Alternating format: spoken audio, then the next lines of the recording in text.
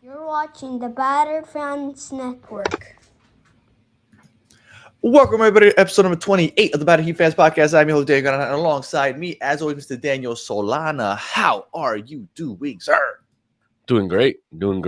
Bad loss, but I'm ready to talk about the Heat, man. I'm ready to get some stuff off my chest about the All team right, from what happened last night. no, 14-8, still a pretty good record. I think that people, or at least I, would feel a lot worse about a loss like this if it wasn't for the good start that they had in the season.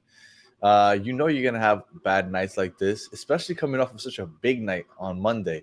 They shot almost 50% against the Clippers, so they had to come back to. You almost feel like save some for Wednesday, and it showed. Absolutely, man. Absolutely, it showed. The Heat just didn't look like their normal selves in the first half, and it really hurt them. I mean, they put up enough field goals like they normally do. They just shot really terrible last night. 39% or almost 40% overall. 29.7% from threes, Danny, 11 out of 37. And we had a really tough first half. I think we were 4 of 18 or 4 of 19 ending the first half in three-pointers. And that was really, really the biggest difference in the first half. It was the second quarter, right? That was the big difference, right? Because the rest of the game, it felt like Miami was basically in it. Um, they had a lead after the first quarter. Andrew Wiggins had a really bad night. How was he was 4 for 18. And I think some of the worst things that I saw from Andrew Wiggins, you know how in the beginning of the season, I was like, I don't want to see him taking clutch shots. And I felt like he was shutting me up with those clutch threes that he hit for the first 10, 15 games. He was coming up big in the clutch. Last night, he had some rough ones in the clutch. He was getting the ball in the post, missing some bunnies. It was just last night was a rough Andrew. It was a rough night for a lot of people. Um, it was a rough second half for Tyler Hero. Bam did his thing. Um, but other than him, I mean, it just what am I saying? Khalil Ware had a good game. It feels like we need to see more Khalil Ware, right? Especially Yeah. when we're losing, it's gonna feel like that even more. It's like he looks good, he's playing well.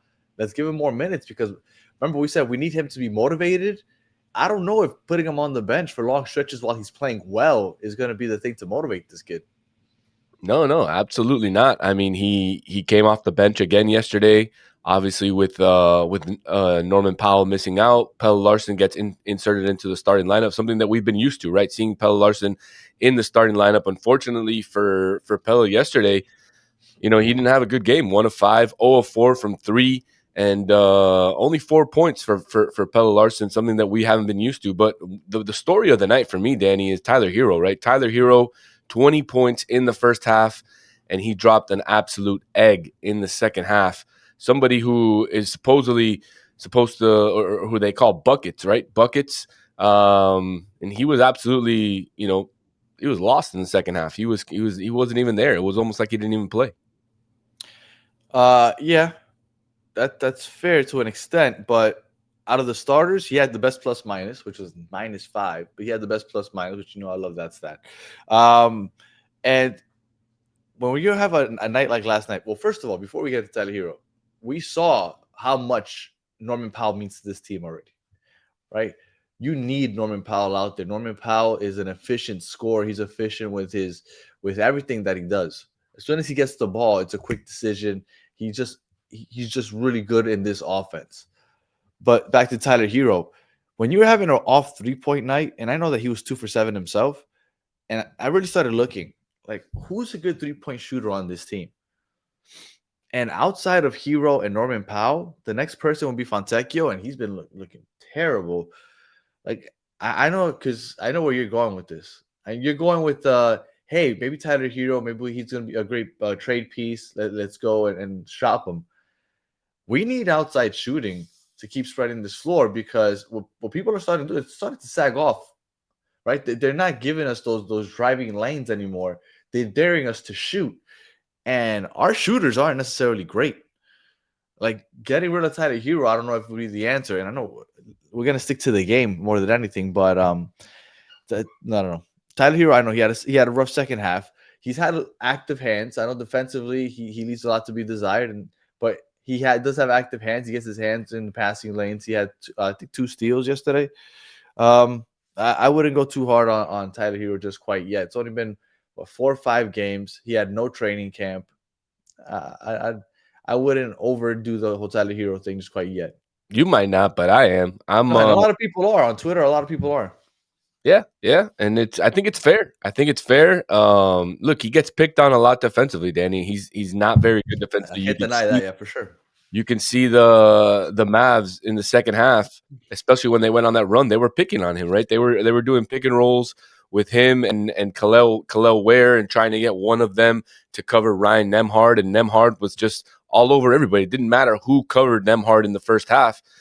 Nembhard was on fire, and it was at halftime that Karam Butler was interviewed by Jason Jackson and Amy Audibert, and what he said is we need to stop Ryan Nembhard in the second half because he was the focal point of the offense and getting them started and getting them to get those points in the first half. So I thought that he did a fantastic job of doing that in the second half, but unfortunately they needed Tyler Hero in the second half, and he was nowhere to be found. When you look at this roster, what do you think the biggest issue is? Like, I'll start. Well, I just dropped that on you.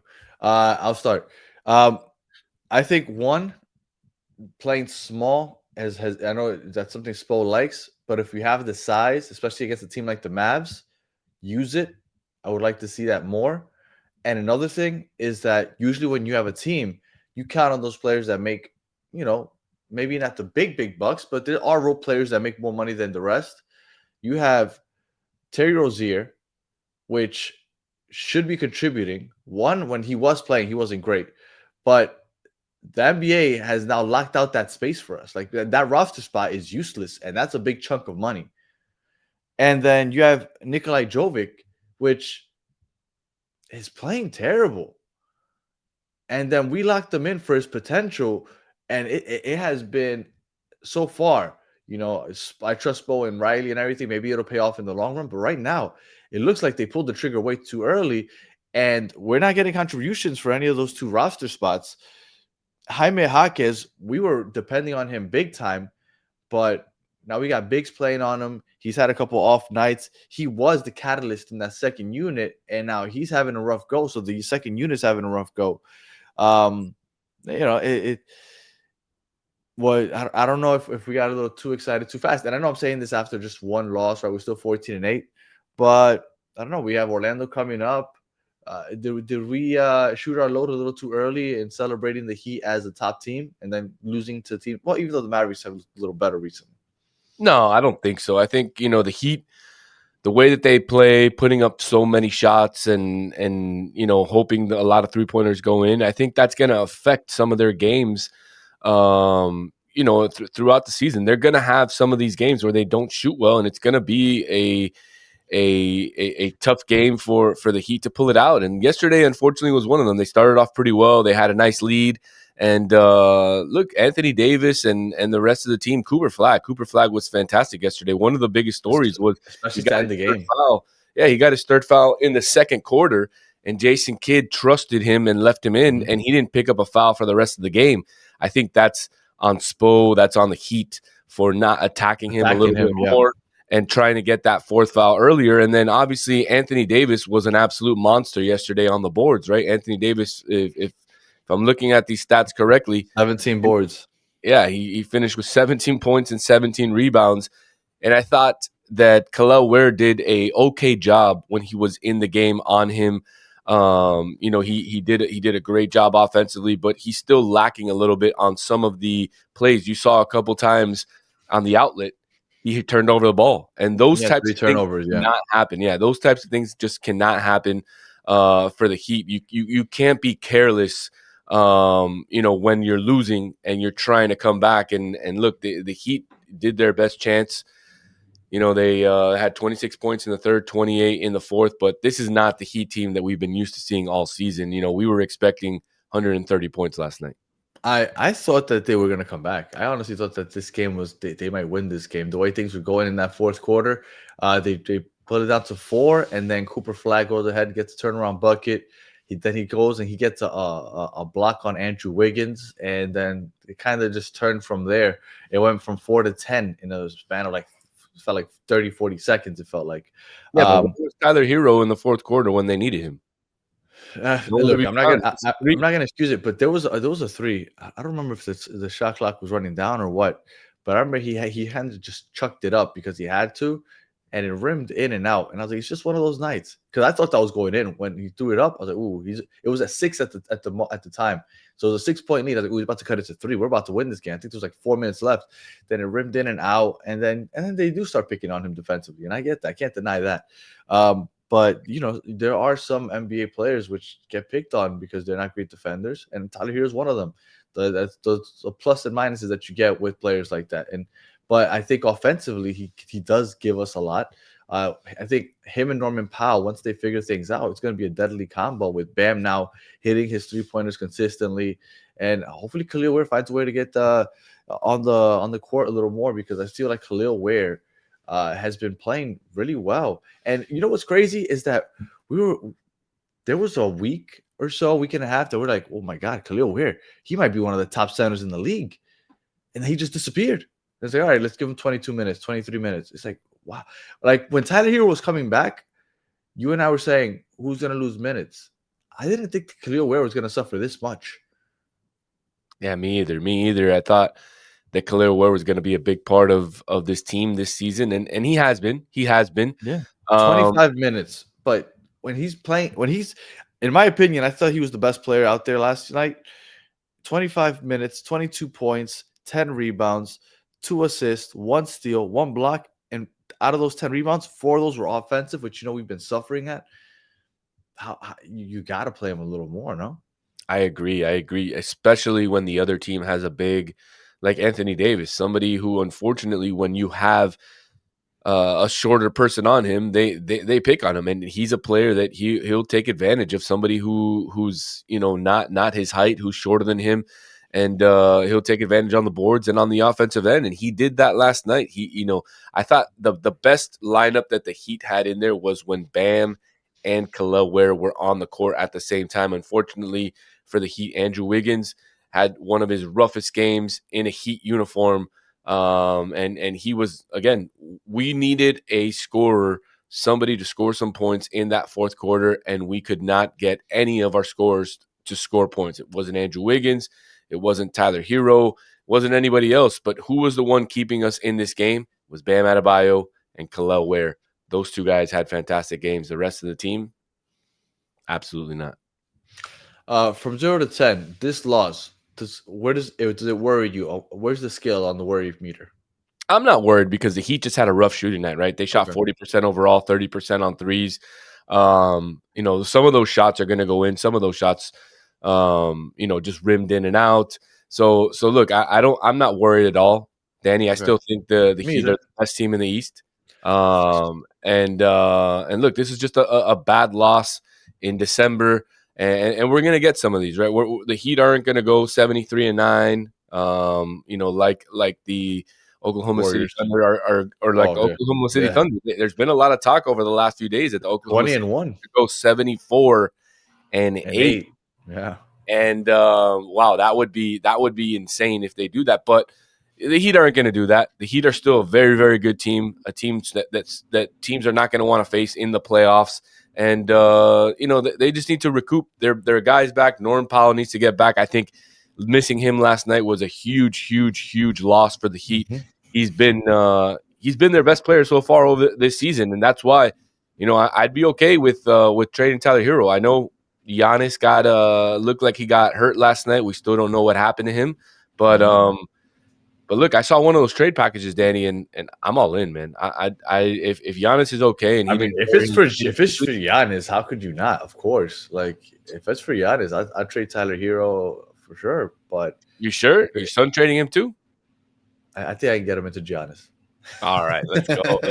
We can get him. I think I can get him, convince him into Giannis.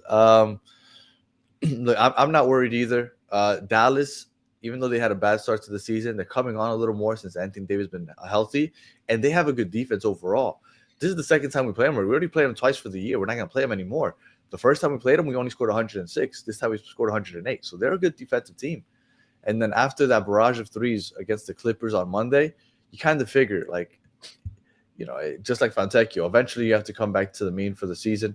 It sucks that it happened to this extent because shooting, what was it, 30% from three is pretty rough. But I'm not worried. We got 2 games left before the NBA Cup. We have the back-to-back Orlando in Orlando, and then we have Sacramento. Now, I always said that I thought that there's a chance we lose that Orlando game because I just don't know. I think that they're gonna, back-to-back. They know that they have Orlando in a couple of days after that in the NBA Cup game. We'll see how that goes, but we should have beat them the first game of the season. We were a couple offensive rebounds by Wendell Carter away from winning that game, but I don't know. We'll see. I hope we win the next 2, but I worry that this is going to be a little losing streak coming up. But we'll see. Solana, any final words? No, man. The Heat are well, actually, yes. The Heat are first in the Southeastern Conference, 4th in the Eastern Conference. Only 3 games behind the Detroit Pistons. That's nothing. And like you said, we have 2 big games coming up, Friday and Saturday. And look, I think the Heat could go 1-1. I think the Heat could go 1-1. And hopefully we can focus on next week's big matchup, NBA Cup game, something that you and I are both excited about. We want the Heat to get to Vegas. They're 1 win away from Vegas, and so we'll see what happens. I'm really looking forward to that game. Maybe we'll do a preview for that game just because it's a big game.